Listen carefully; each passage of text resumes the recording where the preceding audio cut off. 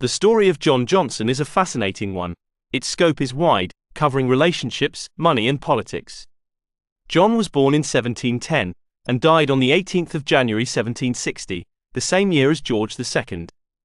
The specific date of his death is important, as, unfortunately for John, it is the manner of his death that makes his story so significant.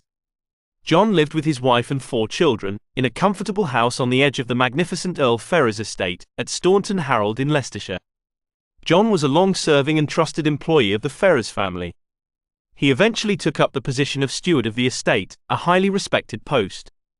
His daily walk to work would take him through beautifully manicured gardens, suitably grand for one of the wealthiest families in England. When Lawrence Shirley inherited the title of the 4th Earl Ferrers, tensions began to rise amongst the family and employees, largely due to the new Earl's inability to control his temper.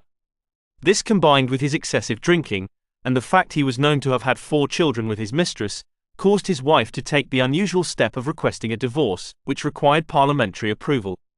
The Earl had few friends in Parliament and the divorce was granted. John was appointed to oversee the financial arrangements of the separation. It was the afternoon of the 28th of January. Unusually, there was no snow or ice on the ground, so John was able to respond quickly to his being summoned by an ever-impatient Earl. On arriving at the hall, he was quickly ushered into the library. Following a heated exchange between the 2 men, the Earl picked up a gun and shot John in the abdomen. The family doctor and John's daughter Sarah were told to come up to the hall, where they could attend to John. On seeing John deteriorate, they knew that he only had a few hours to live. The doctor recognized that they were dealing with a murder. Using some of his contacts from surrounding villages, he was able to get together a group of men to come and assist him in arresting the Earl, who in his inebriated state had already admitted that he had wanted to kill John.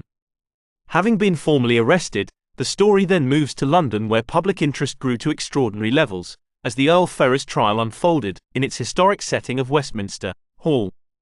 His peers listened, but were not swayed by the Earl's plea of insanity, and unanimously found him guilty of murder and sentenced him to death by hanging. The hanging took place at Tyburn, and became a major public event, with grandstands having to be built to cope with the numbers. The Earl's body was put on display afterwards. The story doesn't end there. Many historians now believe that the trial was seen as an affirmation of the rule of Earl, all by the powerful ruling class, shown by the fact that his fellow lords were prepared to make a sacrificial example from their own ranks, to extol the virtue in the English legal system. This sacrifice ultimately appeased the masses, whilst protecting their own position in society. It is not a coincidence that in the decades surrounding the French Revolution, the trial was proclaimed by conservatives as incontrovertible evidence of the equality of English law. In so doing, it is believed John's helped prevent an English revolution. John is buried at Bredon on the Hill Church.